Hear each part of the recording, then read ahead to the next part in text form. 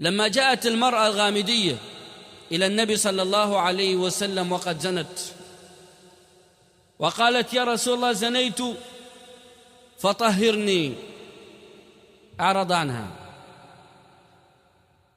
زنيت فطهرني، وأنا قلت له حبلى من الزنا. إذن أصبحت تحمل نفس بداخلها، لو رجمت، وحد الزنا المحصن الرجم، وهي حبلى لقتلت نفسان، نفسها والنفس التي في رحمها. فقال لها رسول الرحمة صلى الله عليه وسلم: اذهبي حتى تضعي. فذهبت جلست ما شاء الله، ثم وضعت وهي نفساء. جاءت تحمل صبيا وقالت: يا رسول الله ها أنا قد ولدت فطهرني. انظر إلى الرحمة.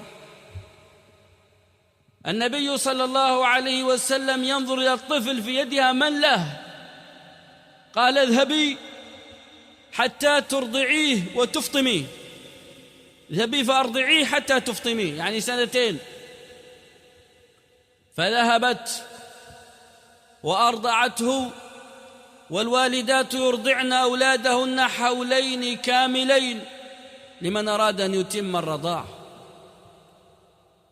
ويمكن تهرب ولا أحد يسأل عنه. والنبي صلى الله عليه وسلم لم يجعل عليها رقابة وعناية، لا، اذهبي.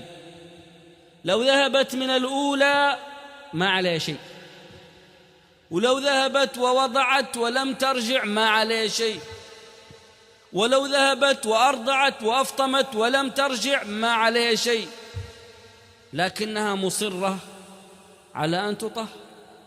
فجاءت أيضا وقد كان الولد تحمله، المرة هذه جاءت به يمشي وفي يده كسرى يأكلها. قالت: يا رسول الله قد ولدته وأرضعته وفطمته، وها هو يأكل وقد استغنى عني فطهرني. في هذه الحالة لم يبقى عذر، وبطلبها وإلحاحها كم مرة قالت النبي صلى الله عليه وسلم: طهرني، قبل أن تلد، وبعد ما ولدت، وبعد ما أرضعت وأفطمت، وهذا تكرار طلب منها هي. أما النبي صلى الله عليه وسلم فلو أنها عندما قال لها اذهبي ولم ترجع لما سأل عنها،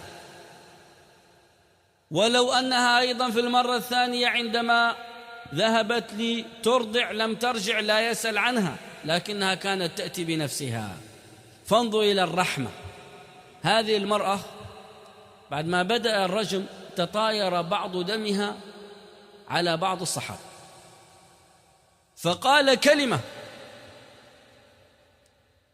فسمع النبي صلى الله عليه وسلم الكلمة فغضب وقال: أما إنها قد تابت توبة لو وزعت على أهل المدينة لوسعتهم.